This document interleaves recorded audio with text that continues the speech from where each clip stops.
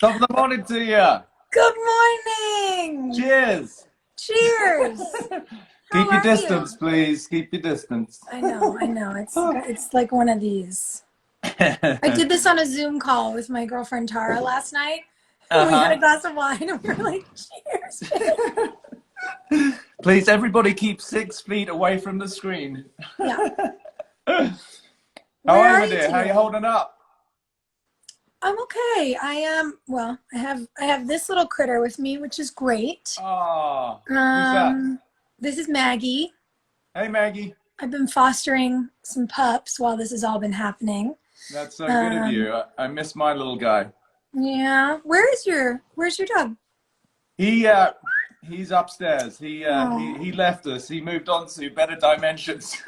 He didn't want to deal with the nonsense down here on planet Earth. I mean, what a time. How are Yeah. you holding up with all this stuff? I mean, I'm great. I mean, I'm an anomaly to the norm, shall we say. I live in a world of freedom and I just hope to inspire that for others so that people get out of their own way and stop living in fear and suffering. So Hmm, I, I didn't know there it's a was a small term for the goal. way I live my life, which was social distancing. I tend to spend a lot of time at home by myself. So it's, did I miss something? Is something going on out there? No, I'm good. I'm happy to be doing lives like this with people, and the Yeah, response has been incredible to help people. So I feel blessed to just make a difference however I can. But that's personally, so I'm cool. doing well. I miss my tennis, but that's about it. Same. I was just starting to learn. I took Yeah, I love tennis my as a tennis. kid, and my girlfriend Vanessa and I have been taking lessons, and now we're just stuck. Yeah, no, I love it. I have all my other toys here. Fortunately, I'm blessed at the house, but the tennis, that's tough. Hmm. So will Yeah, you tell people who are tuning in a little bit about yourself and what you do, and then of we'll course. Yeah, dive for in? those who aren't familiar, what have you been doing? No, I'm kidding. How do you not know Peter? What the hell is wrong with you?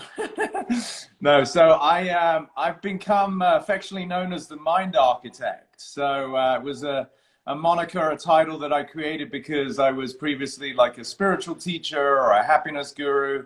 And I liked Mind Architect because it was sort of helping people to understand that we're reconstructing, we're redesigning these Hmm. deep-seated programs that we all have as humans, predominantly in the realm of survival. Most people are designed through no fault of their own. It's just this dimension that we're in as humans to basically predict and protect themselves from potential threat, whether that be a literal outside threat like people are perceiving now with the virus, or that you're in trouble with your parents, or your spouse is going to get upset, or your boss, right? These are all perceived dangers. And it leaves people in this constant state of fight or flight where the byproducts of that are mild anxiety or severe anxiety, depression, Hmm. addiction, frustration, anger, shame, guilt, all of the things that people feel, which is human, for which we have compassion, but it's also completely unnecessary. So I get rid Hmm. of all of that for people by helping them discover the world of freedom on the other side of the constraints of our subconscious. So Hmm. if you're into that kind of stuff and being happy and free and loving life and attracting wonderful circumstances, then I'm your guy. Sounds pretty cool. Yeah. So something that I remember reading, because I've been delving into some research on this stuff, and I remember reading a while ago that really stuck with me was that obviously as humans were evolving over prior millennia, Yeah. we learned to be afraid of a lot of our circumstances for good reason. For When we sure. were out living in the wilderness, we Yeah. needed to be afraid of tigers or bears or, things that Yes. could eat us. We needed to be afraid of plants that could poison us, of things. But Yeah. that we have these sort of vestiges of that readiness, that fear in us that obviously in Yeah. a modern industrialized society we don't Mm-hmm. need in the same ways anymore. And sure, to your point, there are things to be afraid of. We need to be aware when we're driving motor vehicles. Now, many people, especially in America, are afraid of mass shootings, and now we're in a global pandemic. All of that Yeah. causes fear. Yeah. But what strikes me about what you do and what you talk about is that there are ways to learn to train unnecessary fear Yes. to move further out of your daily experience in your own body, correct? 100%. So you're spot on. So even as part of our physiology, right, we have something called the autonomic nervous system. Mm-hmm. So there's two main branches to it. One is the sympathetic and one is the parasympathetic. Mm-hmm. So what most people understand as the sympathetic is the term fight or flight, or freeze is another aspect of that. And what in our biology, what is the difference between the sympathetic nervous system and the parasympathetic nervous system? So you can think of it kind of like an on and off, right? Okay. So sympathetic is on, meaning I've got to look out, like I'm in a state of heightened alert where I'm perceiving a potential danger, a potential threat. So to your point about wild animals or plants that might kill us.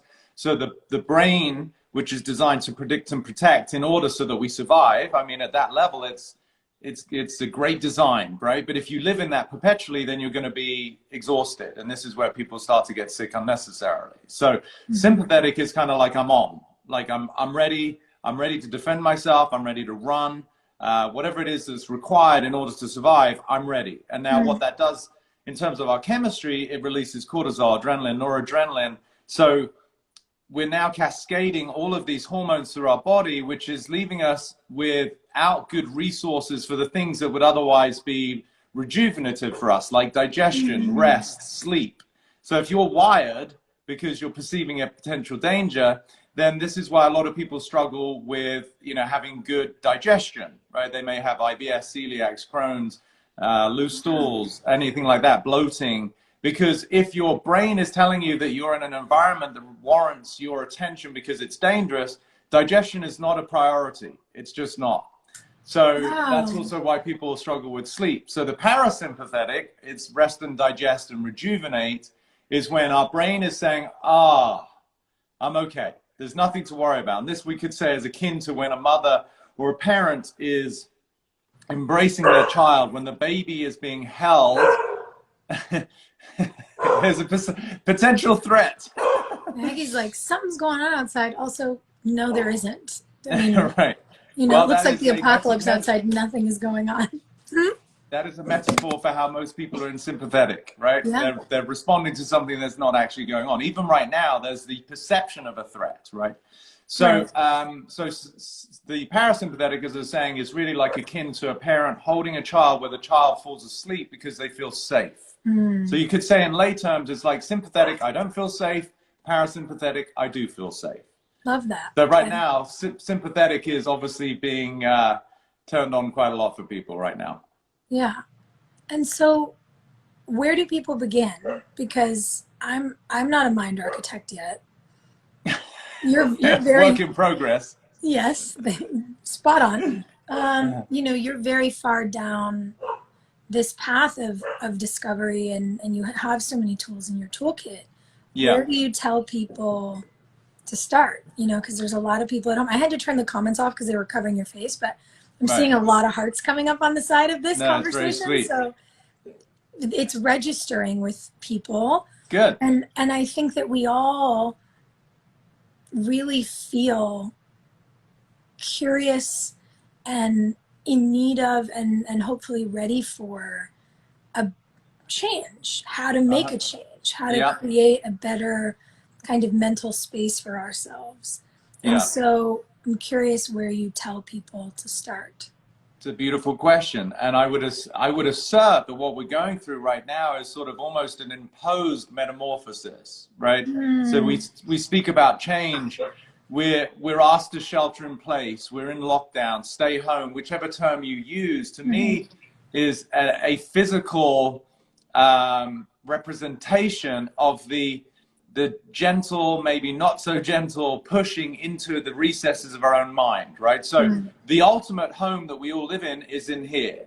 And I would assert that even though people thought they were free prior to this whole coronavirus nonsense, that they were running around and they could go on a hike and they could go on a plane and they could go wherever they wanted, that internally, my assertion is most people actually weren't free at all. There is the illusion of freedom because they're still in a state of fight or flight. They're still worried about what's going to happen. They're still concerned about whether they're going to have their job. How do they pay their mortgage?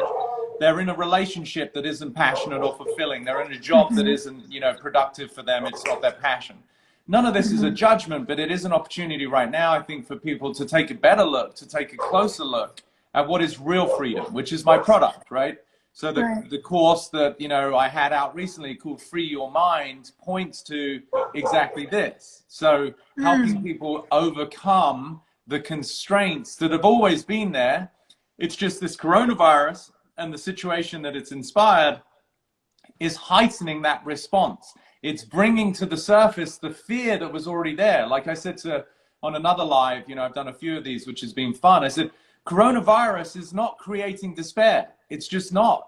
It's revealing the despair that was already there. Now that's powerful, because rather than being a victim of circumstance, you get to look at yourself, or everybody gets to look at ourselves and go, wow, what if I am the source, SOURCE, of my own experience of life? What if I am generating my fear? It's not because. And prior to the coronavirus, I wasn't upset because somebody said something bad or negative or critical. It was because I didn't know how to listen, and I reacted because of previous beliefs of inadequacy that got triggered by somebody saying something. So it's a bit of a segue to your question, but to come back, what do people do and where do they start? Where do you get triggered? What are your concerns, right? So that is the expression I use is our fears are the access to freedom. Where we find fear is the opportunity for growth. One of my quotes that a lot of people have used is, life will present you with people and circumstances to reveal where you're not free. Hence, it's a gift if you know how to reframe it. It's not that you're upset because of something. It's because whatever happened or someone did something and you got upset. There is an opportunity to discover freedom because you're living in a perceived prison that got triggered. So this is just en masse. Everyone's getting triggered, not because of external circumstance, but rather because you'd already been carrying some form of limitation and constraint within you. Right. Well, and what interests me is kind of the duality, you know. Okay. What's happening in the world is scary. You know, for me, to look at the leaders of this country and just look at what a joke the response has been, how people are not being taken care of, how tens of thousands of people are dying. You know, that is also real. But what strikes me in this moment of what you're saying is, interestingly, it almost takes something like that to give us all permission to feel the feelings we were feeling before. Exactly. That we didn't necessarily want to admit to. We didn't have a reason to say I'm burnt out, or I'm incredibly stressed out, or I'm feeling afraid because of, to your point, this trigger or that trigger.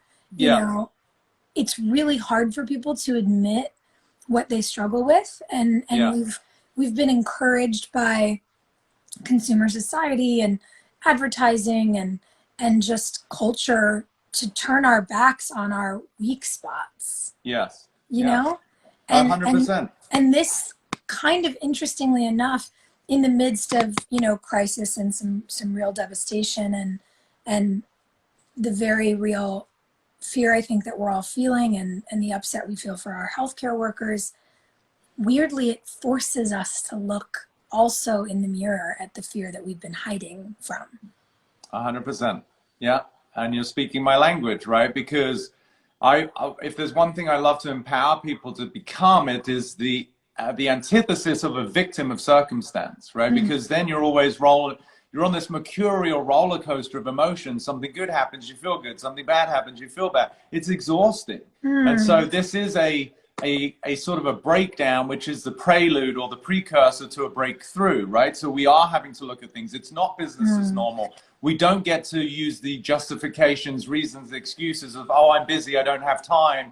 So that you're not really looking at the dysfunction in your relationship. You're not looking at the disconnection you have with your children. You're not looking at the disharmony that you have in the workplace. And right now, it's like life has put the handbrake and the brakes on. It's like, hey, you might want to take a look at everything because it's really not that great.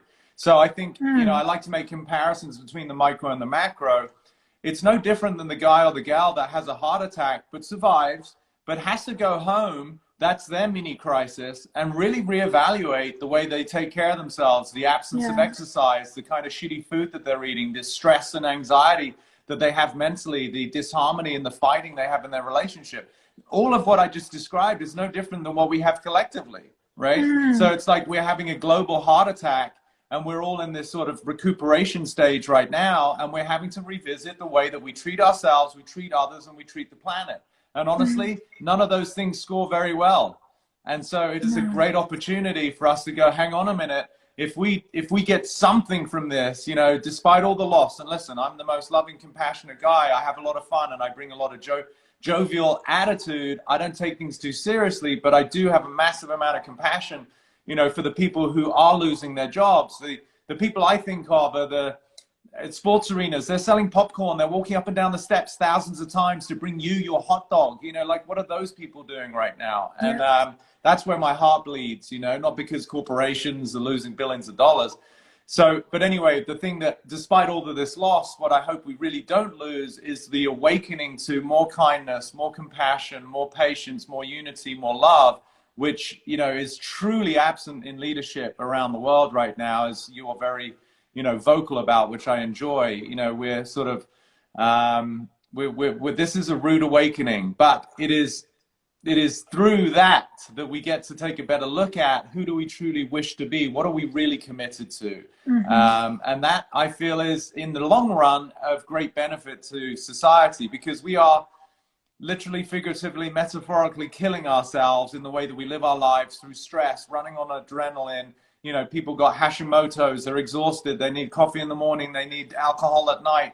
You know, there's these mechanisms that are truly not sustaining a thriving, healthy lifestyle on the individual level. And then we have these big systems of government and healthcare where these beautiful souls are putting their lives at risk right now. The doctors and nurses, I have so much respect for, but they're within a system that isn't designed to help. It's designed to sell drugs. It's not about health. It's about sustaining, you know, disease, but managing symptoms, right? So there's so many systems that we get to look at and go, holy shit, these things don't work. And then forget about what we're doing to the planet. We are literally ripping out acres and acres, you know, football fields worth of trees, which people don't understand. That's our lungs. So who would be going like, oh, I'm just going to rip out one of my lungs right now? It's like, but that's what we're doing en masse on a macro level. So there's a lot to look at. And I think, you know, it can be overwhelming, and just little old us, like, how do we make a difference? Well, start with yourself. You know, where are you carrying fear? Where are you carrying judgment? Where are you making people wrong? In your family, oftentimes people you say you love, you know, where are you beating the shit out of yourself? Where are you not taking care of yourself? So we can all up level these qualities of reverence, of nurturing, of love, of compassion, as I said. And I think everybody can take a good look at themselves in the mirror and see where is the absence of that in their own life. And if we all emerge with those higher qualities, those higher resonance, the much, you know, more beautiful vibration of unity and love, then I think we will create a different planet. Well, and I like thinking about what you were saying, that we've almost got to examine it on 3 levels. We have to examine our individual life. We have to examine how we're existing in our immediate circle, and then how we're existing on the planet. You know, those sort of 3 levels.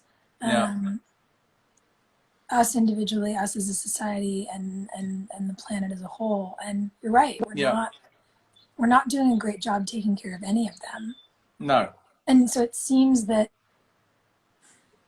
I think about 2 things. It seems that the place to start is almost like when they say to you on the airplane, you know, if the masks come down, put yours on first. Correct. Before you start helping others. So we've got to start with ourselves. I mean, she is really like up in my face this morning. Hi, She's got love and compassion. She's like, connected. Hello, I want to be part of this conversation. And then it strikes me that if we were in better relationship with ourselves, we would probably be in better relationship with the planet. You know, if we really cared about ourselves, it would be impossible to vote for people who want to roll back water protection. It would be impossible to vote for people who want to clear cut the rainforest. It would just be impossible. So it's interesting to me, because I look at how the macro is kind of, in my eyes, very symptomatic of how much sort of self-loathing we treat ourselves with on the individual. The expression I use, which is a little tongue-in-cheek, I'm not religious. I embrace all people. I embrace all religions. I think spirituality unites, you know, and sometimes religion can obviously divide. So, but I do love to pull tenets from different, you know, wonderful teachers, whether it was Jesus or Buddha or Krishna. And, you know, Jesus had the expression of like, love thy neighbor as thyself. And so my quote unquote joke is, well, no wonder you hate your neighbor. Right? Because who loves themselves, right? Right. So to your point, which is exactly on point with my work, it is about establishing self-reverence, self-love, self-care, because if you are that human being, then you don't have animosity, you don't have blame, you don't have judgment, you don't have meanness or bullying that we see on TV every day. It's just ridiculous. Yeah. It's so childish. It is such an old paradigm that is all driven by ego.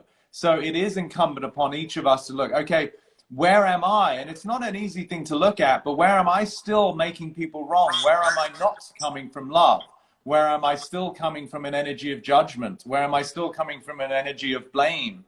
Right. Which doesn't make anyone a bad person, but it's a low vibration energy to come from. And so to your point about the mask and to my tongue-in-cheek joke about loving thy neighbor as thyself, well, until you love yourself, you're not going to love your neighbor. And so it really is the opportunity for us each to look at, where am I absent of self-love, self-acceptance? And that is the biggest, I would say, obstacle for a human, which is why I do my work, why I created my course, so that people can start to see that the deep-seated processes of our subconscious are based in inadequacy, insecurity, and scarcity.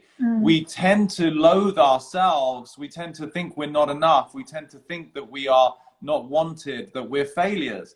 That takes a lot of work for somebody to be able to transcend and integrate to the point of really embracing our humanity, that we're not perfect and that's okay. And that's really, the irony is, how do we establish real love?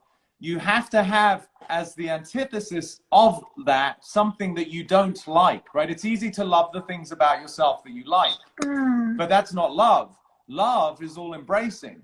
So you have to find things about yourself, which everybody's got, that you don't like, and then bring love to it. So you're actually, the irony is, by having these beliefs of imperfection, you actually have to develop more love to make space for them. Does that make sense?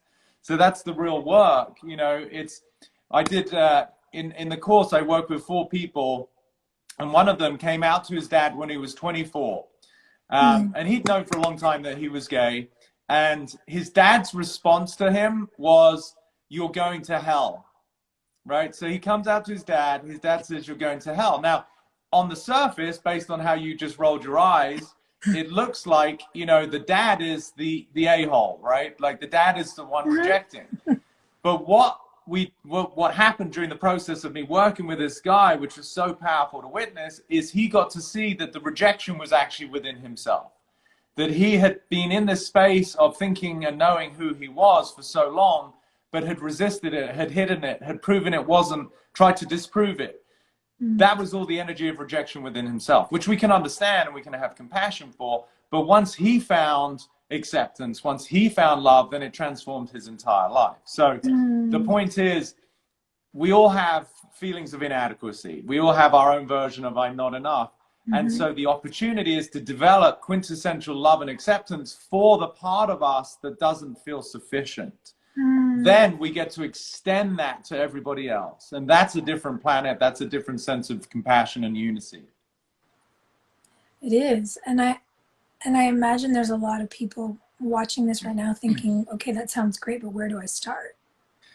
Go back to like awareness of, where do you judge yourself? Where do you have fear? Where do you have concerns? What is it that you say? Because it's just a conversation. It's a narrative. It's like, I was talking to a client yesterday. I'll give you an example. And what he wants to work on is greater connection and better leadership too. And so he said that he struggles sometimes to reach out to people. There's an element of shyness. And he said, I'm going to take more risks to reach out, right?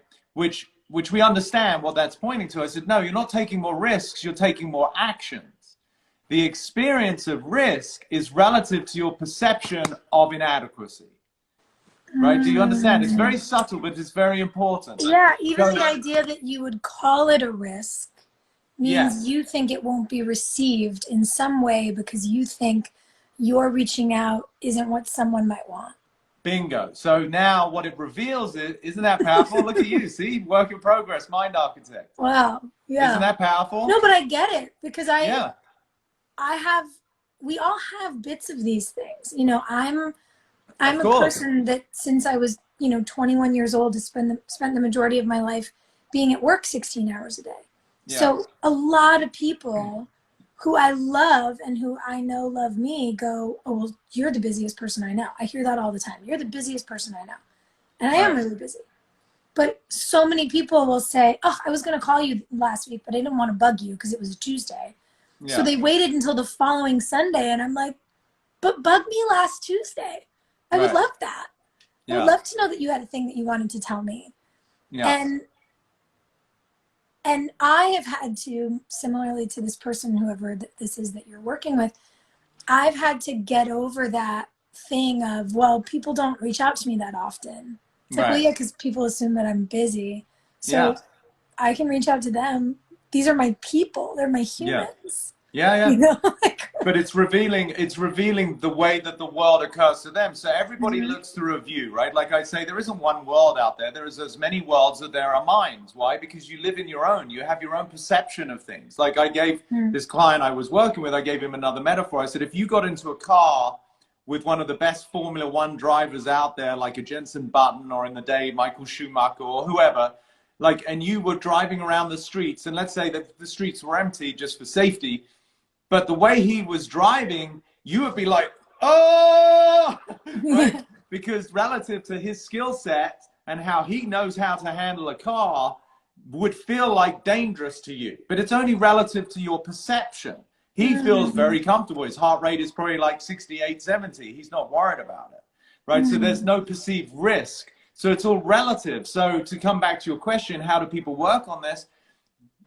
Discover what are your concerns. Discover where do you get stopped in life. Discover your fears. So even your friends that don't want to bother you, what that's showing me is that they have a feeling of like they don't want to impose, which is really a little kid which is being seen and not heard, right? How many children have been told that? Like, don't interfere with dad, he's working. Or so we learn to take the back seat. We don't express ourselves. So this client yesterday, what he got from it was just the joy of expression. I said, look, you might contact 9, 10 people and they might all say no. That's not the point. The point is you're learning to express yourself. You're free to say what's true for you. So that's when I work with a lot of pro athletes, as I think you know, and I have the expression, which is fully committed, totally unattached. And it might seem like a paradox, but it's the most powerful way to live life. Like I'm fully committed to what I do. I love, I care, but I'm unattached to the outcome. And that gives me freedom to truly express myself. Yeah. And most people are the other way around. They're totally attached and totally uncommitted. Well, and we've been trained to be attached to the outcome because everything around us tells us that when we get the best outcome, when we get that person or that house or that car or that job or that notoriety or that promotion, then I'll be happy. Yes. And you know, when like for so many women I know, it's, well, once you have a baby, you'll be happy. You're right, well, right. Once you have this, you'll be happy. And it's like, well, what the fuck is that all about? Because One day I don't know a single person who has achieved really unbridled joy by achieving something. Yeah. I don't know a single person who that's worked for. Because it's the illusion. It's one day itis. We're under the impression, because again, the brain is based in time, past or future. Past is anger, regret, you know, shame, guilt. But the future is anxiety, apprehension, worry, fear. And that's where most people live. So we're under the impression that our future is where the happiness lies. You know, even in the Declaration of Independence, it says the pursuit of happiness. Like, it's nuts. So the pursuit of happiness, one of my favorite quotes that came through me and I'm writing in my book is, true happiness is the absence of the search for happiness. Now, if you get that, it's so profound. The absence of the search for happiness, meaning I'm okay where I am. Now, that's not to say, because sometimes people misinterpret this, that we don't have goals and aspirations. I'm one of the most, you know, creative, driven, entrepreneurial people I know. I'm really excited about creating things. And simultaneously, I'm totally and absolutely free where I am and in a state of bliss because I'm not fighting life.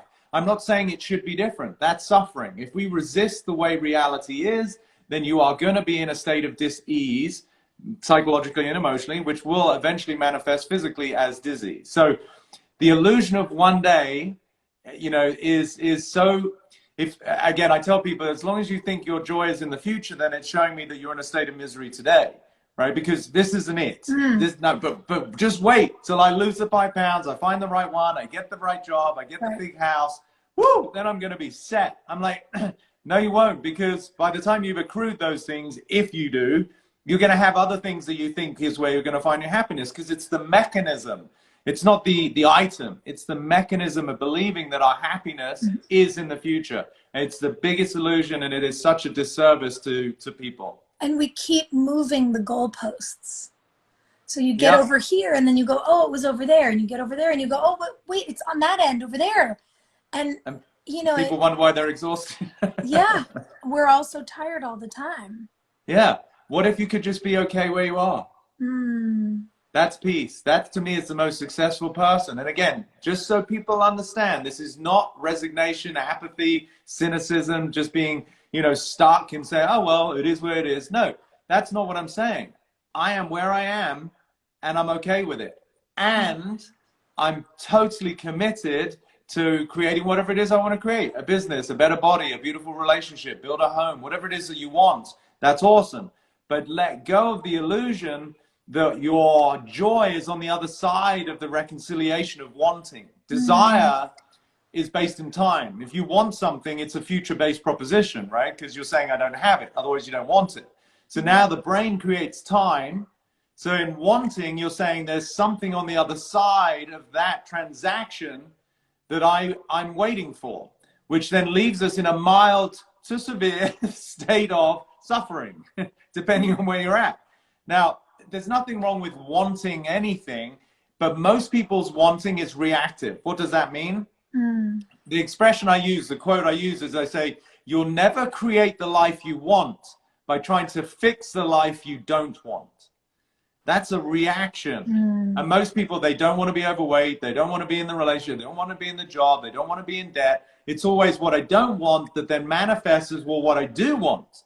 But you're being driven by the absence of something, by the lack of something. So the actual energy that's driving behavior is the dis-ease itself. And there's never going to be a reconciliation to that. Right. So if the first thing you encourage people to do is really look at and be honest with themselves about what triggers them, what causes fear, what causes anxiety, where does that come from? Is the second thing that you would recommend, because you're right, and it strikes me as a thing we all do. Well, I don't want this. I don't want to be stuck here. I don't want to feel this way. I got to make a change because I don't like this thing over here. Right. Would the second thing that you recommend people do be to really sit and get clear on, rather than what I don't want, what is it that I do want?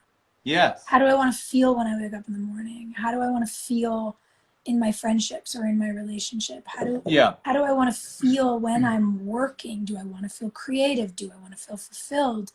Yeah. You know, do we have some lists we need to make? I mean, it's a very helpful exercise, yes. And I think the way you've articulated it is beautiful, which is, I love the fact that you introduce feel, right? Because most people are stuck in their head, which is thinking. You know, when we ask someone, say, hey, how are you feeling? We don't go, hey, how are you thinking? Right? We really want to start to notice we're sentient beings. So what's important is our experience of life, not necessarily what's on our mind or what we have. I mean, I'm blessed to work with people whose material life is saturated. They're not wanting for anything, you know, the billionaires of the world, and but they still internally have some sense of dis-ease or suffering because they're human. They haven't reconciled these patterns of their subconscious mind. So that first of all is a very key pointer to the fact that happiness is not based in, you know, being a multimillionaire, right? So yes, we want to look at, okay, what is it that triggers me? Where am I resisting life? Where am I saying, I don't want this, this is bad, this is wrong? Because that is when you're in a fight with reality. And that's always going to be a losing battle. So to just bring awareness to that and go, okay, if what it is that I want is the reaction to what I don't want, what am I really looking for, right? If somebody, like, let's take an example. If I went out on the street and I was, let's say I'm a genie, right? Let's just say I'm like the world's greatest genie and I, can grant wishes. And I go up to somebody and I say, hey, you've got a wish. What would you want? Most people, aside from coronavirus right now, most people would say, I want money, right? That's where most people go. And that's totally fine. Mm-hmm. So, the person might say, I want $1 million, which, by the way, just doesn't buy you much these days anyway, right? So, but let's just say that's what they wanted. And I go, okay, great. So if I then said to that person, okay, if I gave you $1 million, do you know what that's going to feel like? And they're like, no. I said, no, because have you ever had $1 million? No. Okay, so how do you know that's what you want? Because you've never actually had that experience. Because what if I told you that if I give you $1 million, all of a sudden you're going to hear from these family members, cousins, old siblings, friends who just bug the shit out of you because they want to borrow money, and then you owe them this, and your life becomes a living nightmare because now everybody's being drawn to you because apparently you're the cash cow. And all of a sudden you're like, oh shit, I just wish I wasn't in this situation, right? That is one possible outcome. So I said, so what do you really want? So it's not the money, because equally if I gave that person a suitcase of $1 million and put them underneath my staircase and shut the door, that equally isn't what they want, even though they do you understand? So right. People, what they want is the experience, as you said, the feeling. So what that person really wants, I promise you, which is my #1 product, is freedom. And they're under the illusion that having money will give them freedom. Now, I'm not denying that having money gives you a certain degree of financial freedom. Yes, you get to do things. But as I said, I'm blessed to have many clients who have all the financial freedom in the world, but they're still not free, like really free. So this is where we start to look at, okay, what am I really looking for? And I would assert people want to feel free. They want to feel at peace, which is another way of saying they just want to feel relaxed. They want to feel calm. They don't want to be in this pent up state of, like we started at the beginning, sympathetic fight or flight. They want to experience love. They want to experience joy.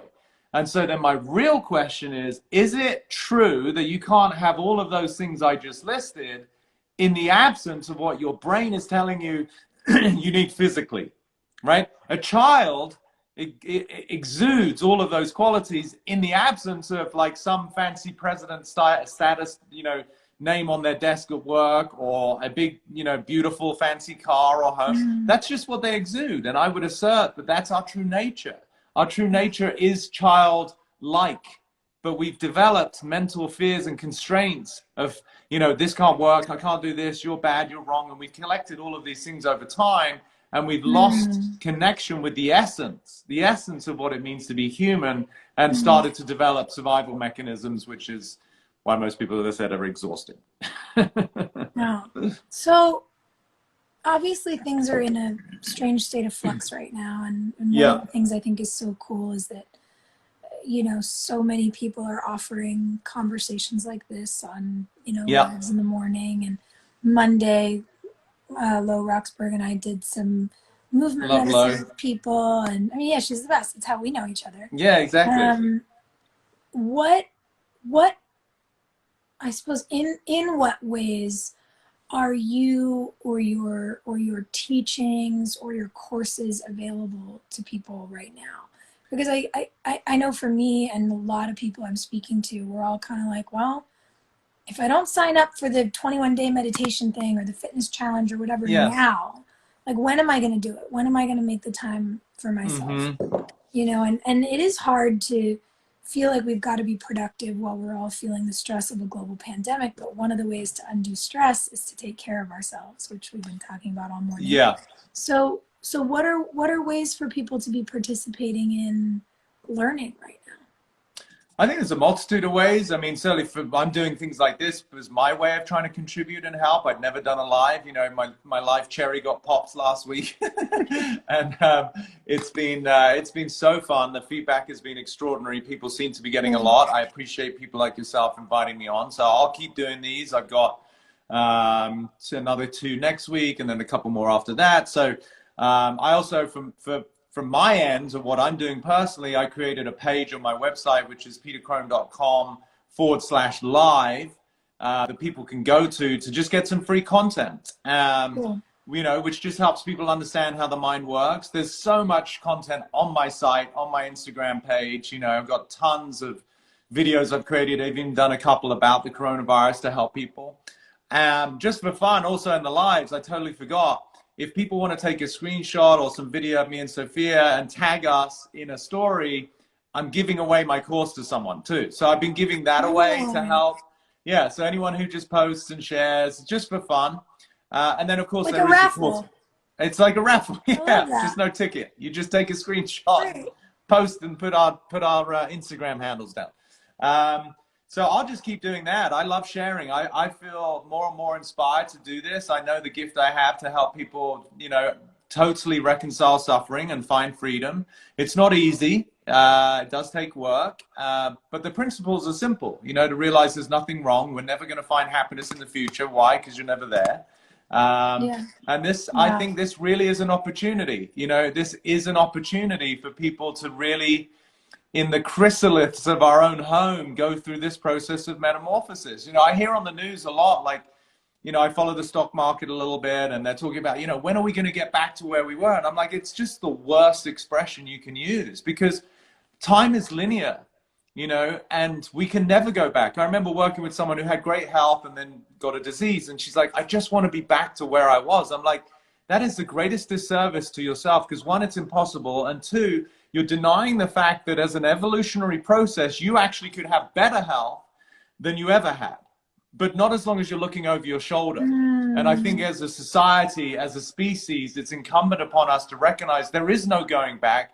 There's no business as normal. There's no business as usual. And that is a good thing, because honestly, as we said earlier, most of the systems that we've created as a species aren't that great, and we're due for an upgrade. And so right now, I think it's for everybody to look at themselves and go, how can I come out of this as a better person? Not with pressure, like I suddenly have to come out with a six-pack and, you know, blah, blah, blah. But, you know, like, how can I be a more kind, a more loving, a more compassionate human? How can I contribute maybe more? How can I even just take, you know, a little level of appreciation that was absent before? Like I shared with Lo, actually, in her Instagram live, I said, this is almost like a kind of mini death, right? Like Thoreau had this beautiful quote. He said, you know, I don't want to get to my end of my life and die and realize I was never alive, right? And it's a beautiful perspective, because so oftentimes people do get to the end of their life with a lot of regret. And it's almost like life is forcing us to encounter a form of death, right? Which to me is an aspect of life, right? Like it is this metamorphosis.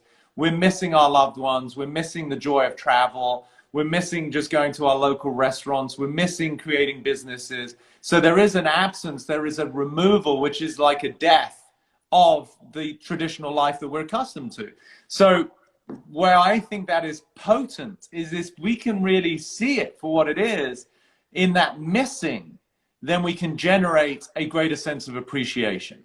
You know, I can remember looking at a picture of me one day. My parents passed when I was very young. My mum when I was 7 and my dad when I was 17. And, you know, many years later, I did have an aunt, and she sent me just a little box of photos. And there was me, this little cute little kid. I must have been, my mum was still in the picture, so I was probably like 3 or 4. And I had my little onesie or whatever it was, and you could see me. My mum is kind of ushering behind me, and I'm kind of running with my arms out. Now, you can't see my dad, but it's implied by the fact that I've got a big smile on my face and I'm running towards that side of the photo. And the background is the harbor where he used to work. So I know I'm running towards my dad. And he was away for periods of time because of his work. And so when I remember looking at that photo, I thought there was something so beautiful about that, which is one of the most important parts of love is missing. Right? Now, if you really get that. So the love that you saw in the picture of me running towards my dad was an extension or a reflection of the fact that I'd missed him for a couple of days. And so if we can really understand that the love we get to have as a human being, whether it be with the family members or just for the joy of existing on planet Earth, right now we're in the phase of missing. And I hope that people understand that in the missing, there is such an opportunity to enhance the expression of love. And again, not to sound so poetic, but I hope we will come out of this as much more loving creatures, as much more loving beings, to go back to where we started, to ourselves, to others, and to our planet. So that's what I feel people can be working on. Obviously, they're welcome to take my course and to read and, you know, use all of the free content that I have out there.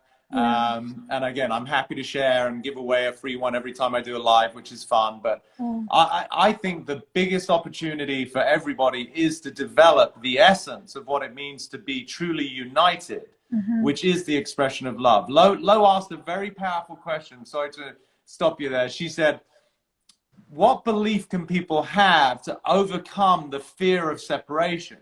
And I said to her, by realizing it is the removal of the belief of separation that will reveal the love and unity that's already there. It's not about adding anything. It's about removing the illusion that we're separate in the first place. And if we really got that, boy, we would emerge into an entirely different planet.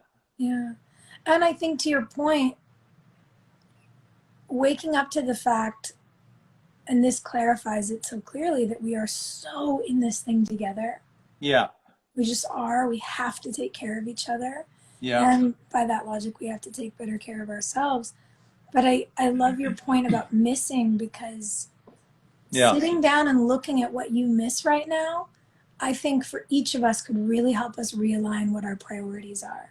Yes. Because before this, it was so easy to say, well, I'll get to that. I'll take better care of myself next week. I'll stop eating that thing I know is bad for me on Monday. I'll call my mom more once I get through this month. I'll sleep better once I get through this project or this thing at school.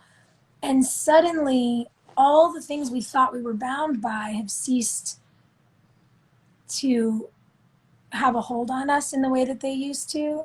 Yeah. And now we really have the opportunity to go, oh, in stillness, what is it I miss? What is it I love enough to miss? How do I focus more on that as we begin to work on whatever the new version of this world looks like?